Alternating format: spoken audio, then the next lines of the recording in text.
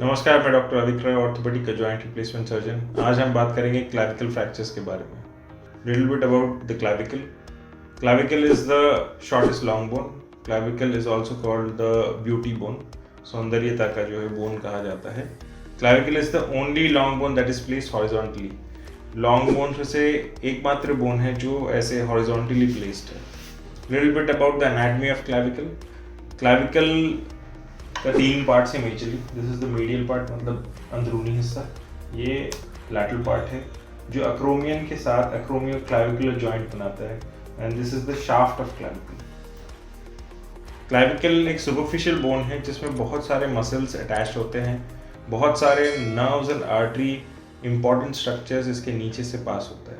नेमली brachial plexus जो हमारे हाथ को चलाने में हेल्प करता है, ये नर्व का एक गुच्छा है, वो क्लैविकल के नीचे से पास करता है। Subclavian artery which is a major artery of the arm, ये भी क्लैविकल के नीचे से आपका पास करता है। इसमें 2-3 मसल बहुत ही इंपॉर्टेंट मसल्स अटैच होते हैं, जैसे स्टेर्नोक्लीडोमास्टॉइड। ये मसल एग्जैक्टली ये वाला मसल है जो यहाँ पे अटैच होता है। प्लेटिज्मा मसल भी यहाँ पे अटैच होता है और सबक्लेवियन मसल भी इसमें अटैच होता है। Coming to the mechanism of injury, क्या करते वक्त क्लैविकल का इंजरी होता है। सबसे इम्पॉर्टेंट है direct blow to the clavicle. अगर कोई फिजिकल फाइट है, अगर क्लैविकल पे कोई चीज़ से वार किया जाता है तो क्लैविकल का फ्रैक्चर हो सकता है। दूसरा, फॉल फ्रॉम हाइट, बहुत ऊंचाई से गिरने पे एडी का फ्रैक्चर साधारणतर होता है, लेकिन उसके साथ क्लैविकल का फ्रैक्चर्स भी होते हैं और कूल्हे का फ्रैक्चर भी होता है। Third most common is RTA। अगर बाइक एक्सीडेंट होता है या व्हीकुलर एक्सीडेंट होता है तो उसमें क्लैविकल का fractures is one of the fractures that is seen. Investigation में सबसे पहला चीज़ हम एक्सरे करके देखते हैं। This is for the diagnosis. And CT scan करते हैं हम ऑपरेटिव प्लानिंग के लिए। MRI भी कभी कभी करते हैं AC जॉइंट देखने के लिए, क्या कोई AC जॉइंट सबलक्सेशन है या डिसरप्शन है, इसका लिगामेंटस अटैचमेंट ठीक है कि नहीं है, इसके लिए MRI हम कभी कभी करते हैं। टाइप्स ऑफ इंजरी में सबसे ज़्यादा मिड क्लैविकुलर फ्रैक्चर होता है, शाफ्ट का फ्रैक्चर सबसे इम्पॉर्टेंट एंड सबसे commonly seen clavicular shaft fractures. उसके बाद lateral end clavicle fractures and AC joint disruption with और without fracture. Coming to the treatment start करते हैं मिड शाफ्ट फ्रैक्चर्स के लिए। Mid shaft fractures are very well treated with conservative application of figure of 8 bandages. एक 8 shaped bandage होता है जो mid shaft fractures के लिए हम यूज़ करते हैं। उससे बहुत अच्छी तरह से ये कंट्रोल होता है, बहुत अच्छी तरह से जुड़ता है, बहुत अच्छी तरह से ये मैनेज होता है। सर्जिकल इंटरवेंशन हम तभी करते हैं जब कोई कॉम्प्लिकेशन होता है, जैसे टेंटिंग ऑफ स्किन। जब फ्रैक्चर होने के बाद फ्रैक्चर के एजेस अगर स्किन को पियर्स करता है तब हम सर्जिकल इंटरवेंशन करते हैं। नर्व कंप्रेशन, अगर फ्रैक्चर के पार्ट्स नर्व को, जैसे मैंने आपको पहले मेंशन किया है, इसमें ब्रेकियल प्लेक्सस नीचे से गुजरती है, अगर ब्रेकियल प्लेक्सस पे दबाव डाल रही है तो हम सर्जिकल इंटरवेंशन करते हैं। इसके अलावा अनमैरिड या कॉस्मेटिक रीजन से हम कभी कभी सर्जरी ऑप्ट करते हैं। जनरली फीमेल्स ये चाहते हैं कि कोई उबड़ खाबड़ ना रहे या कोई लंप ना रहे, एकदम चूल से चूल मिला हुआ उनका बोन होना चाहिए, जैसे मैंने पहले भी जिक्र किया कि ब्यूटी बोन है। तो इन दैट केसेस हम ऑपरेटिवली मैनेज करते हैं। इसके अलावा लैटरल एंड क्लैविकल फ्रैक्चर्स भी हम सर्जिकली ऑपरेट करते हैं। एंड कम्युनिटेड फ्रैक्चर, अगर हड्डी बिल्कुल चूरा बन चुका है, बहुत सारे पीसेस हैं, तो हम सर्जिकली से मैनेज करते हैं।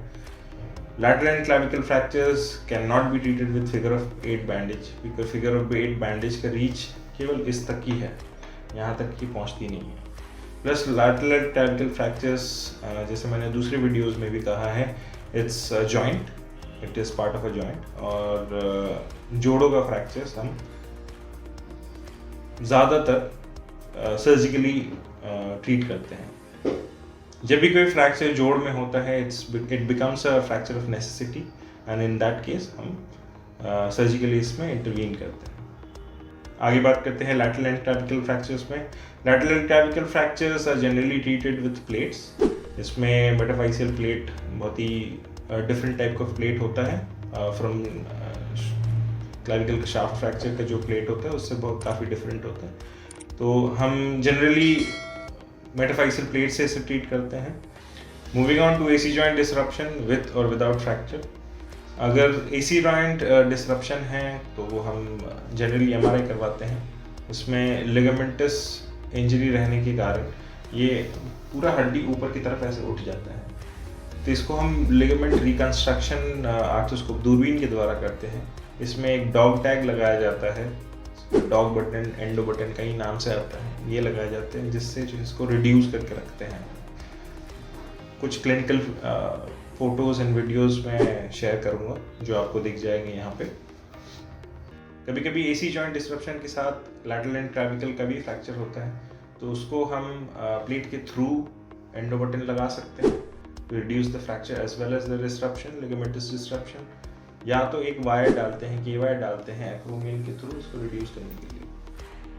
Coming on to the complication के बारे में मैंने पहले भी जिक्र किया है कि इसके नीचे काफ़ी महत्वपूर्ण आर्टरीज और नर्व्स जाते हैं, तो आर्टरी का लैसरेशन हो सकता है, ब्रेकियल प्लेक्सस का कंप्रेशन हो सकता है जिससे कि हाथ चलना बंद हो सकता है, टिंटिंग हो सकती है स्किन का, फ्रैक्चर के एजेस अगर स्किन को पियर्स करके बाहर आ सकते हैं।